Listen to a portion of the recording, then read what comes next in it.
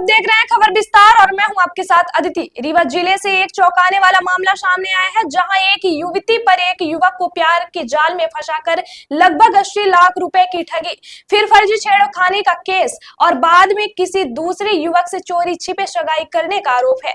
युवक द्वारा प्रस्तुत 30 से अधिक होटल बुकिंग के बिल, जिनमें दोनों के नाम, आईडी प्रूफ और हस्ताक्षर दर्ज है, मामले को और भी गंभीर बनाते हैं। युवक का कहना है कि लड़की ने खुद को प्रेमिका बताकर शादी का वादा किया और लगातार संपर्क में रही। आरोपी युवती पर धारा 420, 356, 248 समेत 4 आपराधिक धाराएं लग चुकी हैं।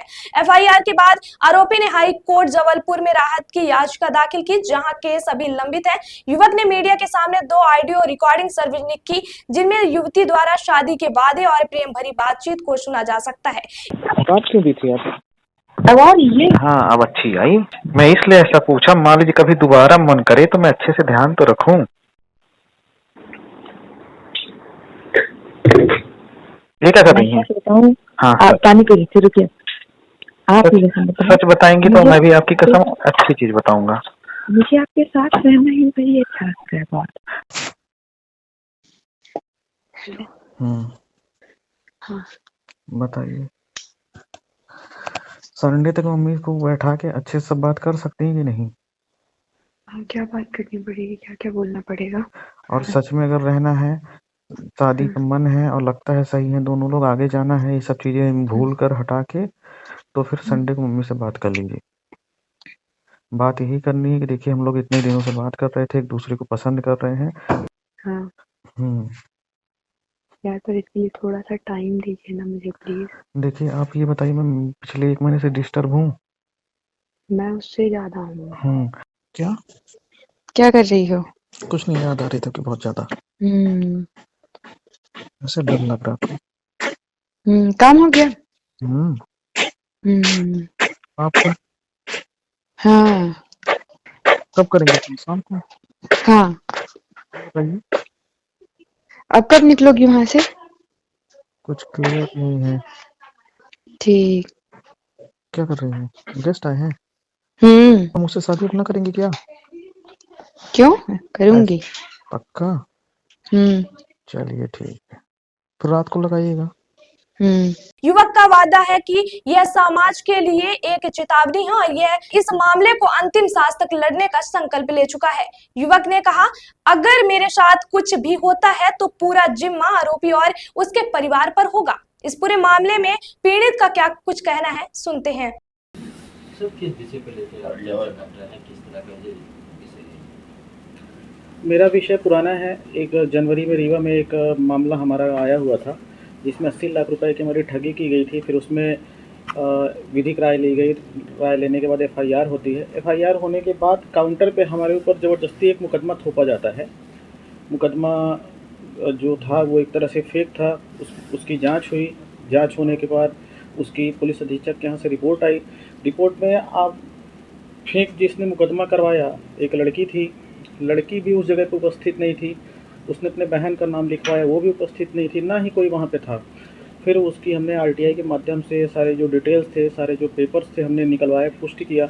उसके बाद फिर इस मामले को हमने रीवा न्यायालय में प्रस्तुत करवाया, जिसमें धारा 248, 356 मानहानि प्लस 50 लाख मानहानि के एवज में 50 लाख रुपए कारावास का एक जो प्रक्रिया है, इसकी मांग की गई।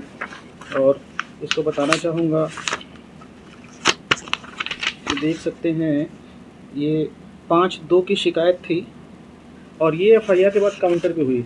अब इसमें ये किया जा रहा है कि ज़बरदस्ती में फंसाने की कोशिश की जा रही, जगह जगह लोगों के द्वारा ऐसी सूचनाएं मिल रही हैं, धमकियां हो गई, केस वापस लेने का दबाव, समझौता, ऐसे कई ऐसी चीज़ें की जा रही हैं। तो आज मीडिया के सामने जब मैं आया हूँ, अपनी बातें रख रहा हूँ, इसके माध्यम से बताना चाहूँगा कि ये जो चीज़ें हो रही हैं, इसमें अगर कोई भी अप्रिय घटना होती है या हमारी किसी चीज़ के साथ कोई भी अगर छेड़छाड़ होती है, तो इसमें जो मुख्य आरोपी, उसका परिवार, एक दूसरा परिवार, या जिन लोगों ने हमें फ़ोन मैसेज किया है, इसमें वो सभी लोग इसमें बराबर के भागीदार होंगे, बराबर की उन्हें भी सज़ा मिलेगी। इसलिए इस केस को न्याय प्रक्रिया के तहत कोर्ट में, जैसा कि चल रहा है, एक केस चल रहा है हाई कोर्ट में, ये दूसरा कोर्ट केस जो है रीवा न्यायालय में आ गया है, उसको चलने दें। कोर्ट के फैसले का इंतज़ार करते हैं। आजकल वैसे बहुत सारे केसेस हो रहे हैं, तो इसमें जो शासन है वो काफ़ी अच्छे से काम कर रही है और इसमें कोई बच भी नहीं पा रहा है। सब जो सामूहिक जो सजा जो साथ दे रहे हैं, हर कोई फंस रहे हैं, तो इसको चलने दे जैसा चल रहा है। हमारे दर्शक ये जानना चाहते हैं कौन सा मामला था, किस तरह का पैसे का लेन देन था, कौन महिला थी, तो कुछ उजागर करेगी कि क्या है महिला का अब मैं थोड़ा सा एक मर्यादा के तहत में नाम नहीं ले सकता, क्योंकि नाम लिया जा सकता है, एफआईआर भी है, लेकिन मर्यादा के तहत मैं जो बात साक्ष्य रख रहा हूँ, जो अपनी बातें रख रहा हूँ, नाम नहीं ले रहा हूँ। आपको उसके साक्ष्य उपलब्ध कराए दिए जा रहे हैं। घटनाक्रम के बारे में बताइए कि जो घटनाक्रम आपके साथ हुआ 420 जो आपके ऊपर लगा था और फिर आप न्यायालय से ये हो रहा, तो क्या घटनाक्रम था उस घटना शादी के एवज में लगभग 80 लाख रुपए की ठगी की गई थी, जिसमें चीज़ें मांगी गई। उसके काफ़ी सारे वीडियोस, उसके साक्ष्य में पहले भी उपलब्ध करा चुका हूँ। अभी बहुत सारे साक्ष्य अभी हमारे पास हैं, क्योंकि जब ये केस शुरू हुआ उस समय थोड़ी सी मानसिक परेशानी की भी थी। उसके बाद हमने अपने आप को स्ट्रांग किया। अपने केस धीरे धीरे जैसे टाइम निकलता चला गया, केस जब आगे बढ़ा, तो जब चीज़ें हमने शुरुआत में बताया था लगभग 922 पेज के सबूत हैं, तभी हमने इसको कई चरण में डिवाइड किया। डिवाइड करने के बाद इसमें हम बताना चाहेंगे कई हमने जो एविडेंस है पुलिस को सुपुर्द कर दिए, कोर्ट में सुपुर्द कर दिए, पेन ड्राइव में चीज़ें हमने दे दी और उसमें सारी चीज़ें पुष्टि हैं। लेकिन अभी घटनाक्रम के बारे में नहीं बताया, क्या घटनाक्रम घटी वो तो बताएं कि किस जिस लड़की पर आपने आरोप लगाया था लेन देन ब्लैकमेल का, उसने आपके खिलाफ मानहानि भी लगाया था, तो उसको लेकर कोर्ट केस गए थे आप? नहीं, मानहानि नहीं लगाया, उन्होंने छेड़खानी लगाया। कोर्ट केस हम गए, कोर्ट में उस जो उन्होंने केस लगाया था वो रद्द हो गया। रद्द होने का जो ये है, ये सिग्नेचर है नगर पुलिस अधीक्षक, ये 5/2 का है, ये केस ही रद्द हो गया। फिर हमने मानहानि इनके ऊपर लगाया, हमने रीवा न्यायालय में लगाया। ये 80 लाख रुपए का था, जैसा आप हमसे बार बार पूछ रहे हैं, तो मैं बताना चाहूँगा ये शादी के एवज में पैसे लिए गए थे और इन्होंने सगाई किसी और से कर ली और सगाई के दिन तक हमें फ़ोन, मैसेज, वीडियो कॉल करते रहे, फ़ोटो अपना भेजते रहे लगातार। आपने जो 80 लाख रुपए की शिकायत दर्ज कराई थी उसमें अब तक कोई कार्रवाई हुई? नहीं, बिल्कुल, उसमें एफआईआर भी हुई है, पूरा सहयोग मिला है। अब वो मामला हाई कोर्ट में चल रहा है, अब देखते हैं उसमें क्या होता है। अधिकार प्राप्त है अगर हर एक क्षेत्र में, तो सज़ा के का जो फील्ड है, सज़ा का जो क्षेत्र है, वहाँ भी उसी तरह उसको भी सज़ा बिल्कुल मिलनी चाहिए। अगर कोई इस तरह का लगातार सुनियोजित तरीके से लगातार मतलब प्लान बना के उन्होंने मन किया, और ये एक बहुत बड़ी घटना हमारे लिए भी थी और समाज के लिए भी है, क्योंकि कोई किसी से लगातार इस तरह से बात करे, हर एक चीज़ संपर्क में रहे, पैसा ले, हर एक चीज़।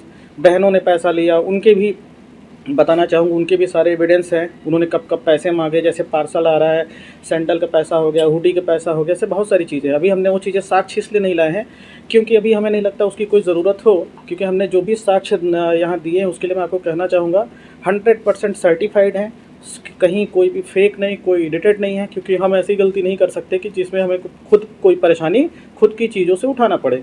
हाँ, एक बात और कहना चाहूँगा कि बहुत सारे साक्ष्य ऐसे भी लगाए गए हैं सामने वाले की तरफ से जो कि किसी थर्ड पार्टी की हैं, और वो किसी का, और कई चीज़ें उसमें फेक भी हैं, तभी उस पर कानूनी कार्यवाही नहीं की गई है। जैसे कुछ लोग हमारे घर के बाहर आते हैं, कुछ लोग घर के अंदर आके धमकी दिए थे, घर के अंदर भी आए हुए थे, उनका भी हमारे पास सारी डिटेल है। तो समय आने पर वो उन पर भी कड़ी कार्रवाई अब करवाने की कोशिश की जाएगी, क्योंकि अब ऐसे लोग और भी अपनी गंदी हरकतें हैं जो करते जा रहे हैं। जैसे जैसे उनकी हरकतें बढ़ती है तो मीडिया के सामने हमें आना पड़ता है।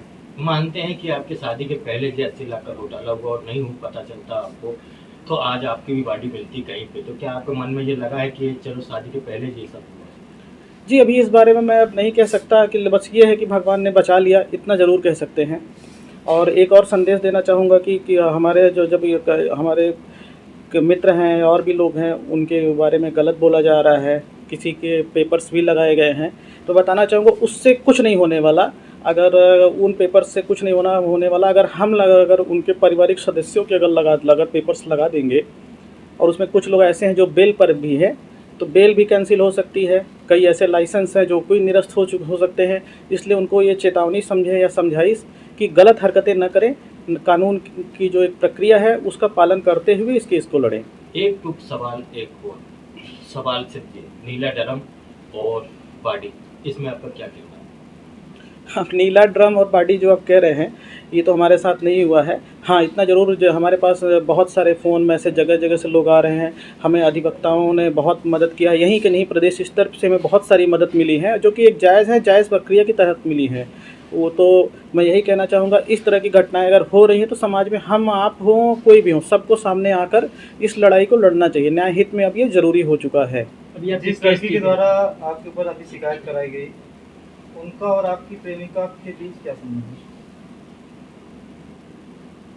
जी, अब तो कोई संबंध नहीं है, पहले बातचीत होती थी उस प्रक्रिया के। नहीं, आपका नहीं, उनका और जिन्होंने आपके ऊपर शिकायत की, आपकी प्रेमिका जो है, नहीं, जिन्होंने आपके खिलाफ शिकायत की। शिकायत उन्होंने ही किया है। जी हाँ। अरे अगर आप शिकायत करते हैं तो आपके खिलाफ शिकायत की गई, अब जी। वो निरस्त हुआ, अब मानहानि की, इस विषय में आप क्या कहना चाहते हैं? एक्चुअली शिकायत इसलिए किया गया कि पहले एक तो लड़कियों के खिलाफ एफआईआर नहीं होती, हमारे यहाँ ऐसी प्रक्रिया है। बहुत मुश्किलों के बाद ये किसी तरह एफआईआर हुई। एफआईआर के बाद ये झूठा मुकदमा इसलिए लगवाया गया कि किसी तरह से हमें गिरफ्तार करवाया जाए, दबाव बनवाया जाए, तो हम अपना एफआईआर वापस लें तो वो अपना लेंगे। इस तरह से एक कोशिश की गई थी, लेकिन मनगढ़ंत चीज़ें थी, उसमें कामयाब नहीं हो पाए, क्योंकि हमारा मानना है कि भगवान भी उन्हीं का साथ देता है जो सच का साथ देते हैं। और एक और संदेश आपके मीडिया चैनल के माध्यम से हम देना चाहेंगे, बहुत सारी अफवाहें उड़ाई जा रही हैं कि ये पैसे के लिए है ना, और ये चीज़ें ऐसा नहीं था या सामने वाला कैसा था, इस तरह की कई चीज़ें पारिवारिक सदस्यों, कई लोगों के माध्यम से ऐसी फैलाई जा रही है। तो बताना चाहूँगा, आज जो साक्ष्य हम आपके सामने प्रस्तुत करने जा रहे हैं, इसके बाद अगर कोई ये कहता है कि हाँ उसकी उस सामने वाले की आवाज़ नहीं है, अकाउंट में पैसे भी नहीं लिए गए, साथ में कहीं गए नहीं, लगभग 30 से ज़्यादा होटल में रूम बुक करने की भी बिल हमारे पास है, जो कि यहाँ मौजूद हैं। साथ में आपकी तस्वीरें भी हैं, तो वो उपलब्ध करा रहे हैं क्या मीडिया को? जी, तस्वीरें तो अभी हमें नहीं लगता ऐसी कोई ज़रूरत है, और जो साक्ष्य हैं कोर्ट को दिए